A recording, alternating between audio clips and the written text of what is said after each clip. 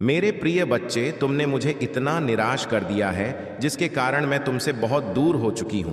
किंतु आज मैं तुम्हें अंतिम बार एक संदेश देना चाहती हूं। मित्रों, प्रत्येक मनुष्य को अपने कर्मों का फल अवश्य ही भोगना पड़ता है और अपने जीवन में जो जैसे कर्म करता है उसे मृत्यु के बाद उन्हीं कर्मों के अनुसार जन्म मिलता है। किसी को कुत्ते का जन्म मिलता है तो किसी को भेड़ बकरी का जन्म मिलता है। हिंदू धार्मिक ग्रंथों के अनुसार इस धरती पर रहने वाले सभी मनुष्यों को मृत्यु के बाद उसके कर्मों के अनुसार अलग अलग योनि में जन्म मिलता है और उसे अपने पापों का फल भोगना पड़ता है। कुछ धार्मिक ग्रंथों में यह भी कहा गया है कि जो मनुष्य अपने जीवन में बहुत अधिक पाप करते हैं उन्हें एक ऐसी योनि में जन्म मिलता है जिसमें वे अपना दर्द किसी दूसरे से नहीं बता सकते हैं और ना ही किसी के साथ अपना दुख बांट सकते हैं।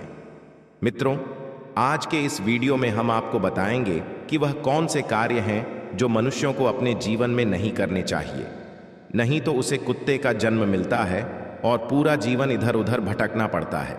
और भगवान शिव ने इसके बारे में क्या बताया है कि मनुष्यों के वह कौन से पाप हैं जिनके कारण प्रत्येक मनुष्य को अगले जन्म में कुत्ते का जन्म मिलता है। जानेंगे एक कथा के माध्यम से। इसीलिए मित्रों, चैनल को सब्सक्राइब नहीं किया है तो चैनल को सब्सक्राइब करके वीडियो को लाइक कर दें। मित्रों, एक समय की बात है जब देवी पार्वती भगवान महादेव जी से मिलने के लिए जाती हैं और भगवान महादेव जी से कहती हैं, प्रभु, आज जब मैं आपसे मिलने के लिए आ रही थी तो मैंने देखा कि एक कुत्ता भोजन की तलाश में इधर उधर भटक रहा था और वहीं पर एक मनुष्य भोजन कर रहा था। तभी वह कुत्ता उसके पास जाकर बैठ गया और कुत्ता सोच रहा था कि अभी यह मुझे भी रोटी खिलाएगा, किंतु उस मनुष्य ने अकेले ही भोजन कर लिया और उस कुत्ते को रोटी के एक टुकड़ा भी नहीं दिया। फिर कुत्ता भूखे पेट ही वहां से चला गया। और प्रभु, इसे देखकर मेरे मन में दो प्रश्न उठ रहे हैं और मैं चाहती हूं कि आप मेरे दोनों प्रश्नों के उत्तर देकर मुझे संतुष्ट करें। तो भगवान महादेव मुस्कुराते हुए बोले, हे देवी, तुम्हारे मन में जो भी प्रश्न हैं मुझे निश्चिंत होकर बताओ, मैं तुम्हारे प्रश्नों के उत्तर अवश्य ही दूंगा। तो देवी पार्वती बोली, प्रभु, मेरा पहला प्रश्न यह है कि किस पाप के कारण मनुष्यों को कुत्ते का जन्म मिलता है और वह कौन से कार्य हैं जो मनुष्य को अपने जीवन में कभी नहीं करने चाहिए, नहीं तो उसे कुत्ते का जन्म मिलता है। और मेरा दूसरा प्रश्न यह है कि कुत्ते को रोटी खिलाने से हमें कौन सा पुण्य मिलता है। तो भगवान शिव बोले, हे देवी, मैं तुम्हें एक कथा सुनाता हूं जिसे सुनकर तुम्हें तुम्हारे प्रश्नों का उत्तर मिल जाएगा, किंतु कथा को पूरा मन लगाकर सुनना। तो देवी राधा बोली, प्रभु, आप कथा सुनाइए, मैं कथा को पूरा मन लगाकर सुनूंगी। तो कथा को सुनाते हुए भगवान महादेव ने कहा, एक समय की बात है जब भगवान श्री नारायण सभा लगाकर अपनी सभा में बैठे हुए थे, तभी उन्हें एक कुत्ते की रोने की आवाज सुनाई देती है। तो वह सभा में मौजूद द्वारपाल से उस कुत्ते को वहां से भगाने के लिए कहते हैं। तो द्वारपाल कुत्ते के पास जाता है और उसे वहां से भगा देता है। और फिर अगले दिन जब भगवान श्री नारायण फिर से सभा में बैठे होते हैं, तभी वह कुत्ता फिर से वहीं पर आकर बैठ जाता है। और जैसे ही भगवान श्री विष्णु सभा में कुछ कहना प्रारंभ करते हैं, फिर से वह कुत्ता जोर जोर से रोने लगता है और इस बार भी द्वारपाल कुत्ते के पास जाता है और उसे वहां से भगा देता है।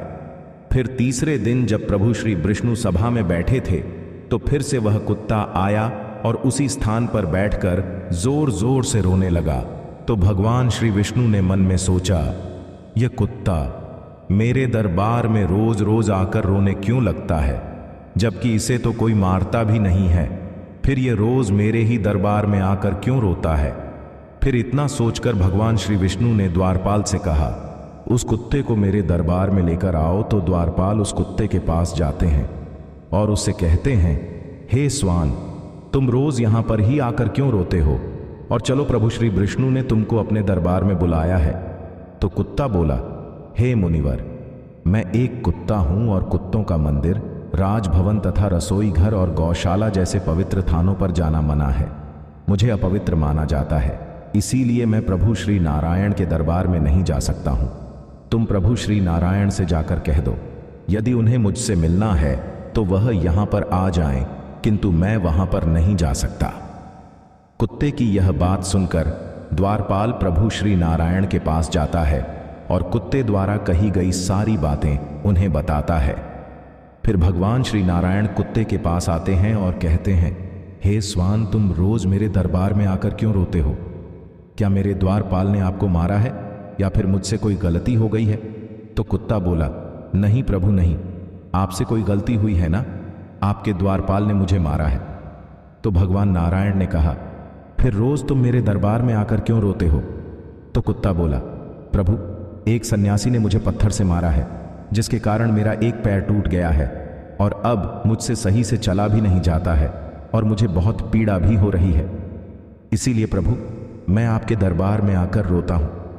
प्रभु, मैंने सुना है कि आप सबका न्याय करते हैं, तो प्रभु मेरा भी न्याय कीजिए और उस सन्यासी को सजा दीजिए। तो उस कुत्ते की यह बात सुनकर प्रभु श्री नारायण बहुत अधिक दुखी हुए और अपने सैनिकों से कहा, उस सन्यासी को मेरे दरबार में लेकर आओ, मैं उसे अवश्य ही सजा दूंगा। फिर सैनिक जाते हैं उस सन्यासी को। प्रभु, रास्ते से जब जा रहा था तभी यह कुत्ता मेरे पास आया और अपनी पूंछ हिलाने लगा, और जब मैंने इसे खाने के लिए कुछ नहीं दिया तो इसने मेरी भिक्षा का अन्न छू लिया था, जिसके कारण मैंने क्रोध में आकर पत्थर उठाकर इसको मार दिया और पत्थर बहुत अधिक बड़ा होने के कारण इसका पैर टूट गया। सन्यासी की यह बात सुनकर प्रभु श्री नारायण उस सन्यासी पर बहुत अधिक क्रोधित हुए और उन्होंने सन्यासी से कहा, यह कुत्ता एक अज्ञानी जीव है, इसने अपना पेट भरने के लिए ऐसा किया। इसे इतना ज्ञान नहीं है कि किसी का अन्न न नहीं छूना चाहिए, इसीलिए इस कुत्ते ने ऐसा किया। किंतु आप तो एक सन्यासी हैं, आपके अंदर तो ज्ञान है कि किसी भी जीव को इस तरह से नहीं मरना चाहिए, फिर भी आपने इस जीव को मारा। इसीलिए अपराध इस कुत्ते ने नहीं बल्कि अपराध तो आपने किया है। आप इतने बड़े ज्ञानी होते हुए भी इस कुत्ते को मारा है, इसीलिए अपराधी आपको ही माना जाएगा। फिर प्रभु श्री राम ने उस कुत्ते से कहा, यह सन्यासी तुम्हारा अपराधी है और अब तुम ही बताओ कि इस सन्यासी को क्या सजा दी जाए। तो कुत्ते ने कहा, प्रभु, इस सन्यासी को किसी नगर का राजा बना दीजिए। तो प्रभु श्री विष्णु ने कहा, ठीक है, इसे एक नगर का राजा बना दिया जाएगा। और फिर उस सन्यासी को सुंदर वस्त्र पहनाकर एक घोड़े पर बिठा दिया और उस सन्यासी को एक महल में ले गए और वहां के एक नगर का राजा बना दिया गया। फिर जब वह सन्यासी राजा बन गया तो बहुत अधिक खुश था और मन में सोचने लगा, वह कुत्ता सच में बिल्कुल पागल ही था। मैंने उसका पैर तोड़ दिया था और उसने मुझे सजा देने के बजाय मुझे इस नगर का राजा बना दिया। फिर यह बात किसी की समझ में नहीं आ रही थी कि उस कुत्ते ने सन्यासी को सजा देने के बजाय उसे नगर का राजा क्यों बना दिया। तो कुछ लोग इसी प्रश्न का उत्तर जानने के लिए प्रभु श्री राम के पास गए और प्रभु श्री राम से पूछने लगे, प्रभु, इस कुत्ते ने इस सन्यासी को सजा देने के बजाय महल का राजा क्यों बना दिया, जबकि उस सन्यासी ने तो कुत्ते का पैर तोड़ दिया था। तो इस कुत्ते को तो उस सन्यासी को सजा देनी थी।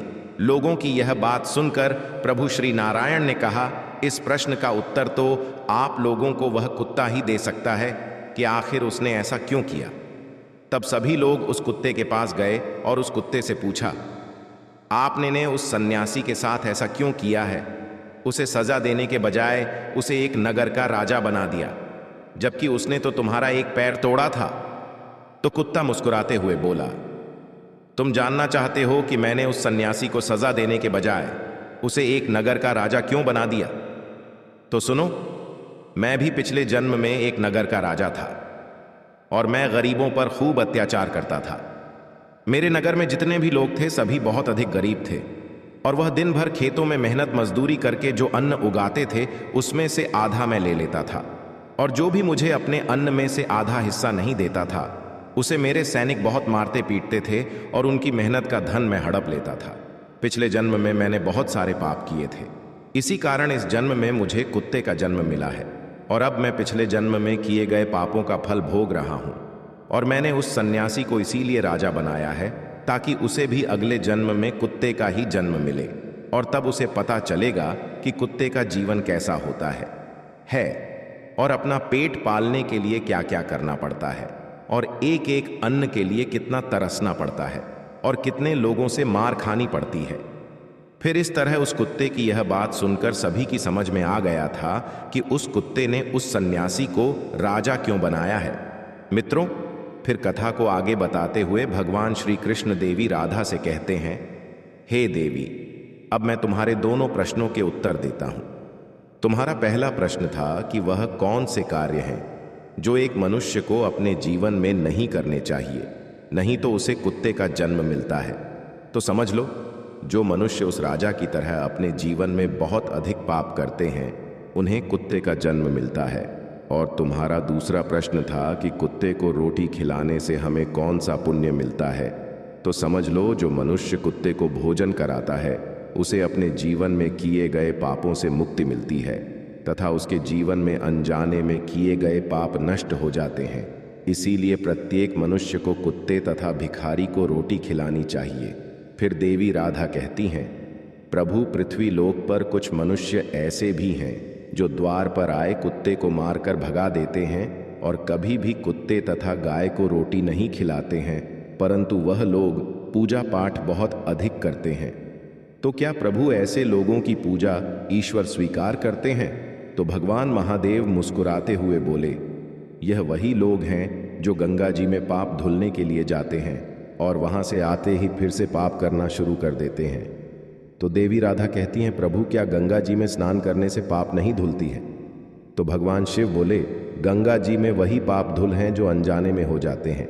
जानबूझकर किए गए पाप गंगा जी में नहीं धुल हैं। और गंगा जी में स्नान करने से वही मनुष्य पवित्र होता है जिसका मन साफ हो और मन में कोई छल ना हो तथा मन में गंदे विचार नहीं ना हो। और गंगा जी में छल कपट करने वाले और दूसरों की बहन बेटियों पर बुरी नज़र रखने वाले लोगों का कुछ नहीं होता है। अंत में ऐसे लोगों का सर्वनाश ही होता है और प्रत्येक मनुष्य को अपने कर्मों का फल अवश्य ही मिलता है।